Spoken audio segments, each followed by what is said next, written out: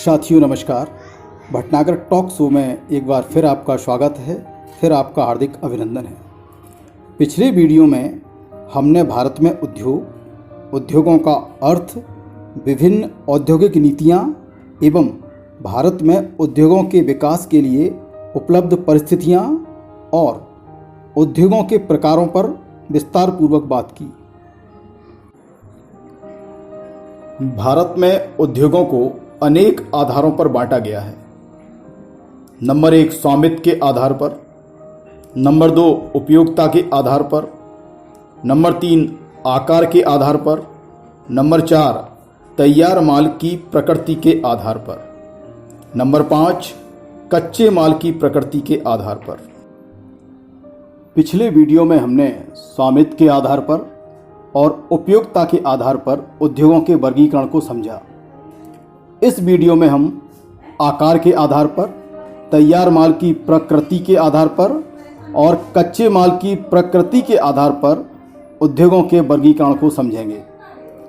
सबसे पहले हम बात करते हैं आकार के आधार पर उद्योगों के वर्गीकरण की। आकार के आधार पर उद्योगों को 4 भागों में बांटा गया है। नंबर 1 बृहद उद्योग, नंबर 2 मध्यम उद्योग, नंबर 3 लघु उद्योग, नंबर 4 कुटीर उद्योग। सबसे पहले हम चर्चा करते हैं बड़े पैमाने के उद्योग या बृहद उद्योग के बारे में। वे औद्योगिक इकाइयां जिनमें पूंजी निवेश 10 करोड़ रुपए या उससे अधिक का होता है, ऐसे उद्योगों को हम बृहद उद्योग अथवा बड़े पैमाने के उद्योग कहते हैं।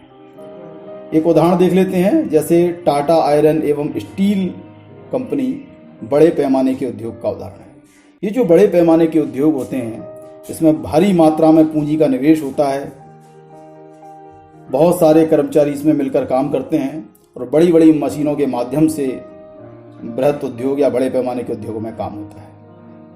अब हम देखते हैं आकार के आधार पर उद्योग का जो दूसरा प्रकार है मध्यम उद्योग। मध्यम उद्योग वो होते हैं जिनमें कुल पूंजी निवेश 5 से 10 करोड़ रुपए के मध्य होता है। ध्यान दीजिएगा, मध्यम उद्योग वो होते हैं जिनमें कुल पूंजी निवेश 5 से 10 करोड़ रुपए के बीच में होता है, जैसे चमड़ा उद्योग। आकार के आधार पर उद्योग का तीसरा प्रकार है लघु उद्योग। लघु उद्योग वो होते हैं जिनमें कुल पूंजी निवेश 2 से लेकर 5 करोड़ रुपए के बीच में होता है, जैसे लाख उद्योग। और अब हम चर्चा करना चाहेंगे कुटीर उद्योग के बारे में। कुटीर उद्योग वो उद्योग होते हैं जिनमें पूंजी निवेश नाम मात्र का होता है तथा जो परिवार के सदस्यों की सहायता से चलाए जाते हैं। गांव में स्थित होने पर यह ग्रामीण उद्योग तथा नगर में स्थित होने पर यह नगरीय कुटीर उद्योग कहलाते हैं। चलिए अब हम बात करते हैं कच्चे माल के आधार पर उद्योगों के वर्गीकरण की। कच्चे माल के आधार पर उद्योगों को पुनः 3 भागों में बांटा गया है। नंबर 1 कृषि आधारित उद्योग, नंबर 2 खनिज आधारित उद्योग, नंबर 3 वन आधारित उद्योग। सबसे पहले हम बात करते हैं कृषि आधारित उद्योगों के बारे में। कृषि आधारित उद्योग वह उद्योग होते हैं जिन्हें कच्चा माल कृषि उत्पाद से प्राप्त होता है, जैसे सूती वस्त्र उद्योग।